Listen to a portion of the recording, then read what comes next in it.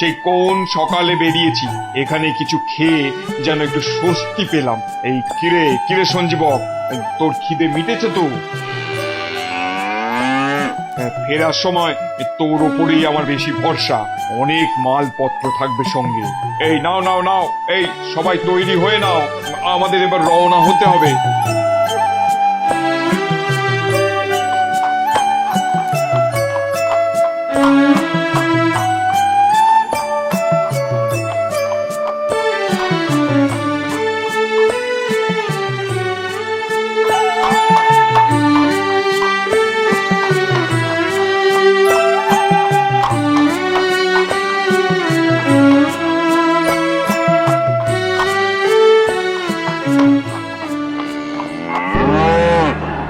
কি হলো?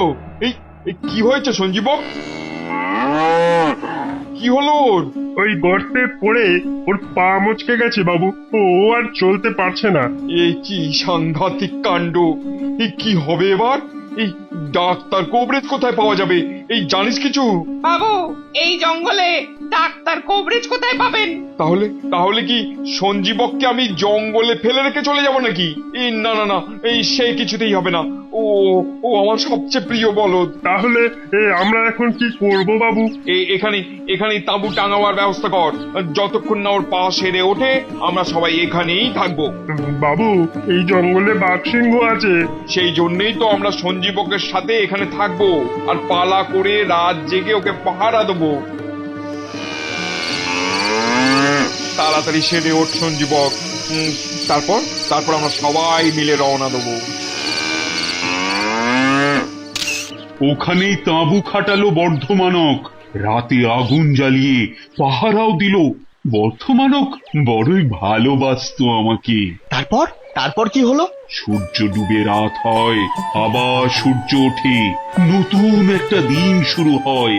বর্ধমানক রোজই আমায় অনেক যত্ন করত।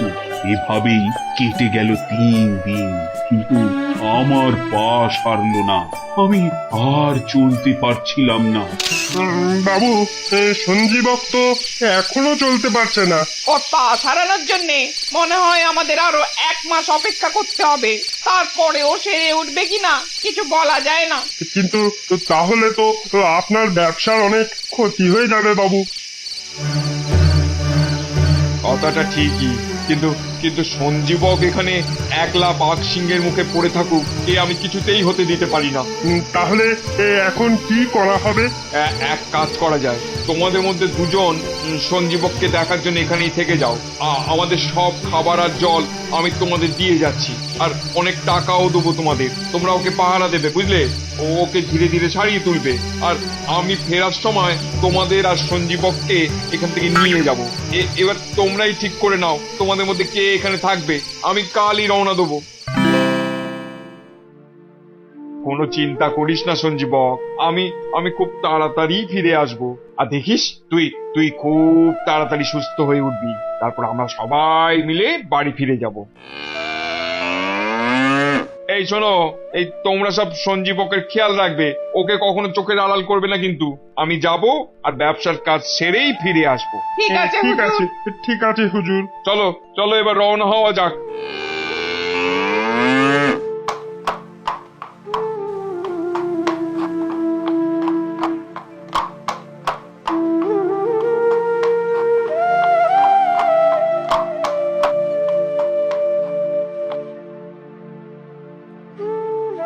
আমার খুবই দুঃখ হচ্ছিল। কেবল মনে হচ্ছিল আমার প্রভু বর্ধমানকের সাথে গিয়ে তার কাজে সাহায্য করতে পারলাম না। সবই আমার দোষে। আমারই হয়তো উচিত ছিল আরো দেখে শুনে পথ চলা, তাহলে আমার পাও মচকাতো না, আর আমাকে ওই জঙ্গলের মাঝে পড়ে থাকতে হতো না। কিন্তু সে তো তুমি ইচ্ছা করে করনি সঞ্জীবক, দুর্ঘটনা হঠাৎ করেই তো ঘটে যায়। ঠিকই, কিন্তু আমার গল্প যে এখানে শেষ হলো না। আমার জীবনে আরো কিছু দুর্ঘটনা ঘটার বাকি ছিল। কেন, কি হলো তারপর? তারপর বর্ধমানক চলে যাওয়ার ঘন্টাখানেক বাদে এইভাবে এই বাঘ সিংহের মধ্যে এই জঙ্গলে পড়ে থেকে আমরা তো বেঘরে মারা পড়বো রে ভাই। ঠিকই বলেছো, একটা একটা সামান্য বলদের থেকে আমাদের জীবনের দাম অনেক বেশি। তাহলে তাহলে কি করা যায়? ভাবছি আমরা চলে যাই এখান থেকে, কারণ কথায় বলে আপনি বাঁচলে বাপের নাম। কিন্তু কিন্তু বর্ধমানক বাবুকে কি বলবে? ওনাকে বলবো যে বলদটা মারা গেছে আর আমরা ওর যথাবিহিত সৎকার করে চলে এসেছি। কিন্তু উনি এ পথ দিয়ে ফেরার পথে যদি বলদটাকে দেখতে পান, তখন? হে পেঁচো, তুমি কি ভাবছো আমরা না থাকলে বলদটা এই ভয়ঙ্কর জঙ্গলে 1 মিনিটও বেঁচে থাকবে? বাঘ সিংহরা চারিদিক থেকে ওকে খাবে বলে ওঁত পেতে আছে। হ্যাঁ, ঠিকই বলেছো, ঠিকই বলেছো। ওই বাঘ সিংহের পেটে ঢোকার আগে চলো চলো চলো, আমরাও তাড়াতাড়ি কেটে পড়ি।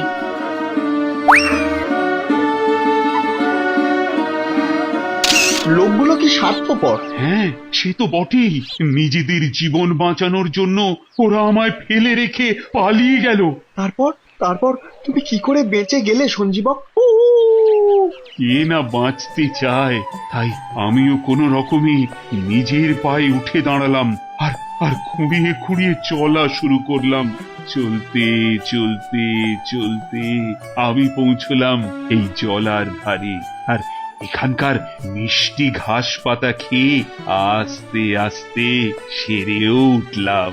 এখানে এখানে কোনো হিংস্র জন্তু তোমার ক্ষতি করতে চায়নি? হ্যাঁ, কিন্তু যে 2-4টে নেকড়ে বা চিতাবাঘ এসেছিল, আমার এই মাঝখাই গলার আওয়াজ শুনে ভয়ে পালিয়ে গেছে। হ্যাঁ, সত্যি তাই সঞ্জীবক। যেমন তোমার চেহারা তেমনি তোমার গলার আওয়াজ। কিন্তু তুমি আর ভয় পেও না দমনক, তুমি আমার বন্ধু হবে তো? হ্যাঁ, অবশ্যই হব। আজ থেকে আমি আর তুমি প্রাণের বন্ধু হলাম সঞ্জীবক।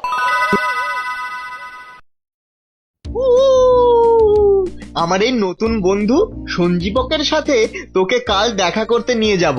ওকে দেখলে আর ওর গলার আওয়াজ শুনলে তুই সত্যি ভয় পেয়ে যাবি। কিন্তু যাই বলিস, তোর বুদ্ধির সত্যি তারিফ করতে হয় করটা। শিকারের কথা মন্ত্রীকে বলে তুই খাবারগুলো বেশ বুদ্ধি করেই জোগাড় করেছিস। সাবাস! সত্যি বলছি ভাই দমনক, ওই ওখানে দাঁড়িয়ে মন্ত্রীর সাথে কথা বলতে আমার সত্যি খুব ভয় করছিল। এই রাজা পিঙ্গলক যখন তখন চলে আসতে পারতো, অন্য কেউ দেখে ফেলতে পারতো, তাহলে পিঙ্গলক ওখানেই আমার প্রাণ নিয়ে নিত। হ্যাঁ, বরাত জোরে বেঁচে গেছিস। যাই হোক, যা হবার হয়ে গেছে। আচ্ছা, মন্ত্রী মশাই কি নিজেই এসে তোকে খাবারগুলো দিয়ে গেলেন নাকি? হ্যাঁ রে দমনক, উনি নিজেই এসেছিলেন। বললেন রাজামশাই নাকি ওই শিকারের বুদ্ধি পেয়ে মন্ত্রীকে পুরস্কারও দিয়েছেন। আচ্ছা, তাই নাকি? তাহলে তো মন্ত্রী মশাইয়ের উচিত আমাদের আরো ভালো মন্দ খাবার দাবার দেওয়া। হ্যাঁ, উনি বলেছেন কাল রাজামশাইয়ের সাথে উনিও নাকি শিকারে যাবেন। তারপর ওই জলার শিকার থেকে ফিরে উনি আমাদের আরো ভালো ভালো খাবার দিয়ে যাবেন। কি কি বললি করটা? কোথায় শিকারে যাবেন রাজামশাই? জলার ধারের জঙ্গলে। কেন? দারুণ! কালই তার মানে সেই দিন। কোন দিন রে দমনক? সেটা কালকেই দেখতে পাবি। কালই সেই দিন যেদিন বুদ্ধির জোরে সৌভাগ্য এসে যাবে একেবারে আমাদের হাতের মুঠোয়।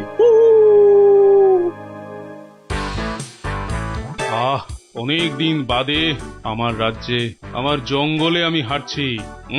তুই বেশ ভালোই বুদ্ধি দিয়েছিস বাদর মন্ত্রী, আমার মনটা বেশ ভালোই লাগছে বুঝলি। হ্যাঁ, আপনার সব সমস্যার সমাধান করাই তো আমার কাজ রাজামশাই। আমার বুদ্ধিতে আপনি চলবেন, আর আপনার পিছন পিছন আমি চলবো, আর আমার পিছন পিছন সবাই চলবে। এটাই তো আমার পরম পাওয়া মহারাজ। বেশ বেশ, এবার বলতো কোন দিকে গেলে ভালো শিকার পাওয়া যায়? আমার মনে হয় জলার দিকে শিকার করতে যাওয়াটাই আপনার পক্ষে ভালো হবে মহারাজ পিঙ্গলক। জলার দিকে? আরে সেখানে তো শুনেছি ধাড়ি ইঁদুর ছাড়া আর কিছুই নেই। আমি মহারাজ পিঙ্গলক হয়ে সর্বশক্তিমান সিংহ হয়ে ইঁদুর শিকার করব? এই এই, তোর মাথার বুদ্ধি কি লোপ পেয়েছে বেটা বাঁদর? মহারাজ, আমি সব ভেবেই বলেছি। ওই ইঁদুরগুলো খেয়ে দিয়ে এখন প্রায় হরিণের মতন বড় হয়ে উঠেছে। ওরাই আপনার উপযুক্ত শিকার হবে, তাই বললাম মহারাজ। ইঁদুর খেয়ে দে হরিণ হয়ে গেছে? তুই নিশ্চিত ভাবে জানিস? জানি মহারাজ জানি। ওদের মধ্যে আমার একজন ওই বন্ধু আছে, আমি তার পিঠে চেপে কালকেই ওখান থেকে ঘুরে এসেছিলাম মহারাজ, নিজের চোখে সব দেখেছি। আচ্ছা তাই নাকি? তোর তো বুদ্ধির সাথে সাথে বেশ সাহসও আছে দেখছি, একেবারে নিজে গিয়ে দেখে এসেছিস। হ্যাঁ মহারাজ, আপনার সুবিধের জন্য সব ভয়ই আমার কাছে তুচ্ছ। আপনার সেবা করার জন্য তো ভগবান আমাকে অনেক বুদ্ধি আর সাহস দিয়েছেন। ভাই দমনক, এই মন্ত্রী মশাইকে একবার চমকে দিয়ে রাজামশাইকে দেখিয়ে দেব যে মন্ত্রী বেটার আসলে কোনো সাহসই নেই। না না, এখনো তার সময় আসেনি ভাই করটক। সময় আসলেই দুধ আর জল আপনি আপনি আলাদা হয়ে যাবে। ঠিক আছে, কিন্তু আমাদের খুব লুকিয়ে লুকিয়ে রাজামশাইকে অনুসরণ করতে হবে। আরে ঠিক সময়ে ঠিক কাজটা করে ফেলতে হবে। চলো।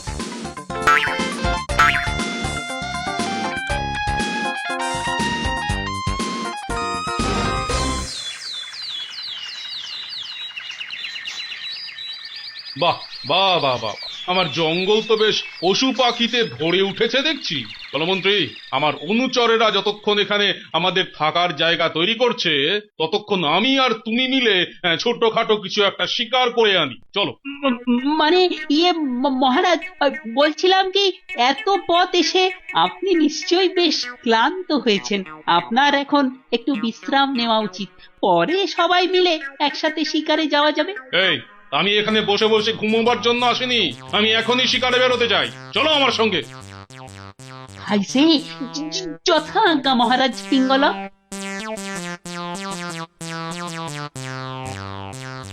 ভাই, আমার তো বেশ খিদে খিদে পাচ্ছে রে। চিন্তা করিস না ভাই দমনক, ছোটখাটো দু একটা ইঁদুর নিশ্চয়ই এখানে ওখানে পেয়ে যাব। তাহলে চল, এই সুযোগে আমরাও ছোটখাটো কিছু খেয়ে উদর পূর্তি করি। চল চল। বাহ বাহ বাহ, কি সুন্দর জলাশয়! আহ, কি শান্তি আমার রাজ্যে। আর কি মনোরম হাওয়াও দিচ্ছে মহারাজ। দেখে আমার চোখ জুড়িয়ে যাচ্ছে। যাই যাই, আমি একটু জল খেয়ে আসি। চলুন মহারাজ, আমিও আপনার সাথে যাই।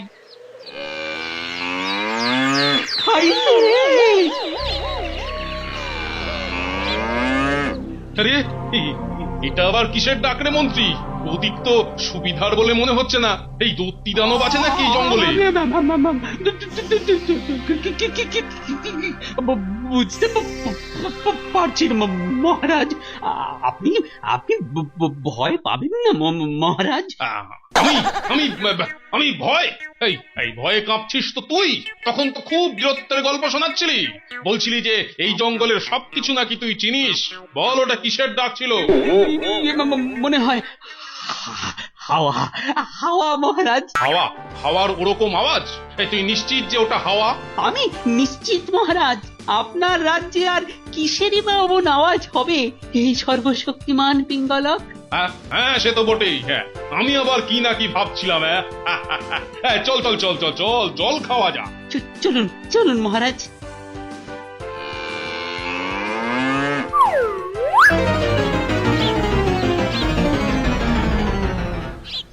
মহারাজ, কি হয়েছে মহারাজ? বাপ রে বাপ! ওরে বাবা, ওরে বাবা! আরে কি আবার হবে? একটা উৎকট দৈত্য আমার রাজ্যে এসেছে। হ্যাঁ মহারাজ, আমরাও ওই দৈত্যের গর্জন শুনেছি। আরে তাতে তো ভয় পাওয়ার কিছু নেই, অথচ ওই সামান্য দৈত্যকে দেখেই আমার মন্ত্রী ছুটে পালালো। কত করে বললাম চলো মন্ত্রী, যুদ্ধ করি ওই দৈত্যের সাথে, কিন্তু তার পাত্তাই নেই। কোথায় যে গেল আমার মন্ত্রীটা? মন্ত্রী মশাই তো আপনার পিঠেই শুয়ে আছেন মহারাজ, মনে হয় তিনি ঘুমিয়ে পড়েছেন। কি? নাম নাম নাম নাম! আমি আমি আমি কোথায়? আপনি আমাদের আস্তানায় ফিরে এসেছেন মন্ত্রী মশাই। ও, বেঁচে গেছি। আমাদের রাজা মশাই কি ওই ভয়ঙ্কর দৈত্যের হাতে মারা গেছেন? মারা গেছি? হ্যাঁ, তাই তুই চাইছিলি, তাই না রে বেটা বাদর? আমি মারা যাবার পর তুই এই জঙ্গলে রাজা হবি, এই স্বপ্ন দেখেই তুই আমায় এখানে নিয়ে এসেছিস, তাই তো? না মহারাজ, আসলে আমি তো। কিসের আমি তো? হ্যাঁ, আমি তো কিসের? তোর বাদরামি বুদ্ধি আমার খুব জানা আছে। নিরাক মন্ত্রী, তোকেই ওই দৈত্যের মোকাবিলা করতে হবে। খাইছে মহারাজ, আপনি থাকতে আমি কেন মহারাজ? কেন না, তুই আমাদের এখানে নিয়ে এসেছিস।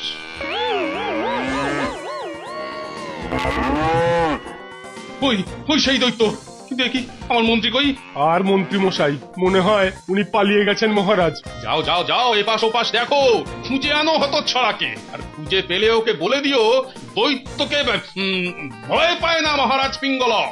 ওরে বাবা, এর থেকে আমার গুহাতেই ভালো ছিলাম, কেন যে মরতে এখানে এলাম। তেষ্টায় গলা শুকিয়ে গেছে, এক ফোঁটা জলও খেতে পারছি না। এ বাবা, মহারাজ মন্ত্রী মশাই বোধহয় চিরতরেই এখান থেকে চম্পট দিয়েছেন, তো ওনাকে তো আর কোথাও খুঁজে পাওয়া যাচ্ছে না। আচ্ছা, এর শাস্তি সে হাতে নাতে পাবে।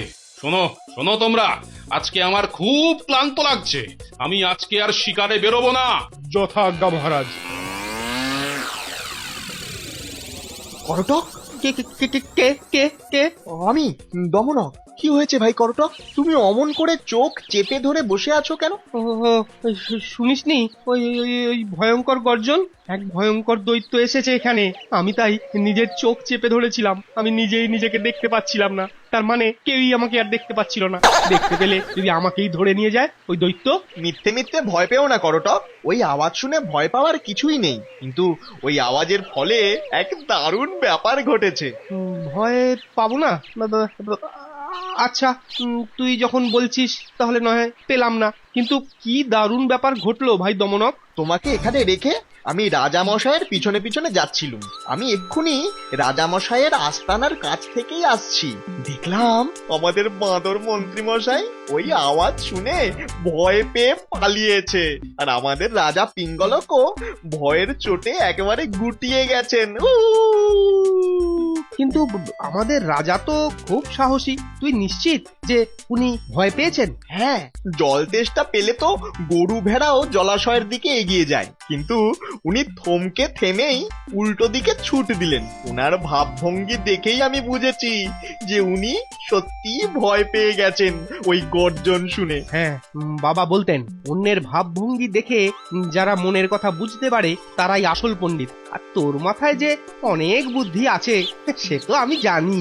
ভাই, আমার মনে হয় এখনই সেই সুযোগ এসে গেছে যার জন্য আমরা এতদিন অপেক্ষা করেছি। তার মানে তুই এখন রাজামশাইয়ের কাছে যেতে চাস, তাই তো? হ্যাঁ ভাই, এটাই রাজামশাইয়ের কাছে যাওয়ার সুবর্ণ সুযোগ। বেশ, কিন্তু এতদিন বাদে রাজামশাইয়ের সামনে গিয়ে তাকে কি বলবি ভেবে রেখেছিস? ফলের একটা বীজ যেমন অনেক অনেক বীজের জন্ম দেয়, কথা হচ্ছে তেমনই এক জিনিস যে একবার বলতে শুরু করলেই কথার পর কথা ভিড় করে এসে দাঁড়ায়। হ্যাঁ, এটা তুই ঠিকই বলেছিস দমনক। মন বুঝে কথা বলতে পারলে রাজা কেন, রাক্ষসেরাও নাকি বশ হয়ে যায়। তোর ওপর আমার বিশ্বাস আছে, তুই সফল হবি। তাহলে প্রথমে আমি পিঙ্গলকের কাছে যাই। আসি ভাই করটক। সাবধানে যাস দমনক, যাত্রা শুভ হোক।